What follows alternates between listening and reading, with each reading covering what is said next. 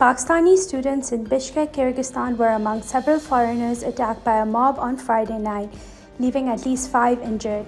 Kyrgyz police mobilizes forces to quell that violence, which saw hundreds of Kyrgyz men attacking buildings housing foreign students, including Pakistanis.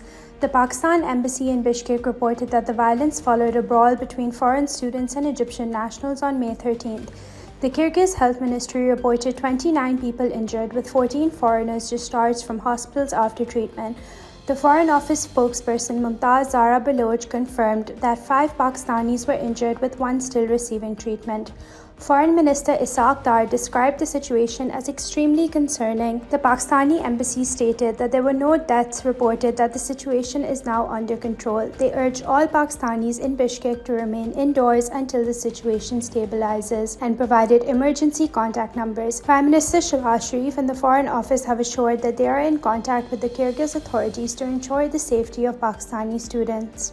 Meanwhile, in Lahore, PMLN Supremo Nawaz Sharif addressed the PMLN Central Working Committee. Speaking at the CWC meeting, Nawaz Sharif expressed his happiness at seeing the PMLN leaders gathered in such numbers, noting that it had been some time since the party's collective had last assembled at this scale. 35 puncture की रट लगा रहे थे, 35 puncture की रट लगा रहे थे उनके पास कि इमरान खान साहब, इलेक्शन तो अल्लाह के फजल करम से हम जीत गए हैं और आप ऑपोजिशन लीडर हैं, तो हम चाहते हैं कि हम सब मिलकर पाकिस्तान की तरक्की में अपना हिस्सा डालें।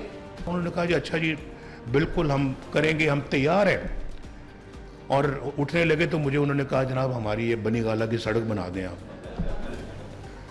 वो मैंने 15 दिन में बनी गाला की सड़क बना दी। उसके बाद मुझे नहीं पता लगा कि क्या हुआ।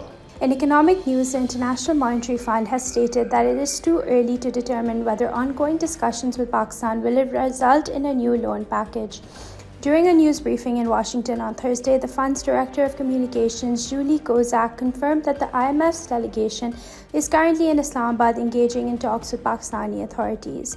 Okay, so on Pakistan, on April 29th of this year, our executive board completed the second review of the standby arrangement for Pakistan, allowing a disbursement of about $1.1 billion. The completion by our board of the second and final review of the standby arrangement reflected the authorities' strong policy efforts during the time of the standby, which did help stabilization of the economy. Right now, a mission team led by Nathan Porter, our mission chief, is meeting with the authorities this week to discuss the next phase of our engagement with Pakistan. 3 Afghan nationals and 3 Spanish tourists were killed in an attack in Bayman, central Afghanistan. The Taliban reported that the victims were shot while walking through a bazaar on Friday. 8 people were wounded, including 4 foreigners, with 1 elderly woman in critical condition. 7 suspects are in custody as the investigation continues. Spain confirmed deaths of 3 Spanish tourists and expects to repatriate the bodies on Sunday. Meanwhile, heavy rains flooding central Afghanistan have killed at least 50 people and destroyed thousands of homes. Ghor province authorities reported the death toll could rise, with many people missing and significant damage to infrastructure and livestock. Last week, flooding in northern Afghanistan resulted in 315 deaths and over 1,600 injuries. The UNDP is working with NGOs to provide emergency aid to those displaced. Reports of casualties continue from another Israeli attack near Khan Yunis, an area where many displaced Palestinians have sought shelter. Israeli warplanes bombed the town of 𝐒𝐭𝐳𝐫𝐢𝐬, some 8 kilometers east of Khan Yunis, killing at least 4 people and injuring others, according to the Wafa news agency. This follows our earlier report of Israeli shelling of a home near the city that killed 1 person. In Jalabia, where intense battles are raging, dozens of people, including women and children, have been killed by Israeli attacks. At least 14 Palestinians were killed by an airstrike near Kamal Adwan Hospital, with searches continuing for those trapped under rubble. As the Israeli military presses on with its Rafah offensive, a drone strike targeted a car leaving the city, resulting in at least 1 death and injuring several others.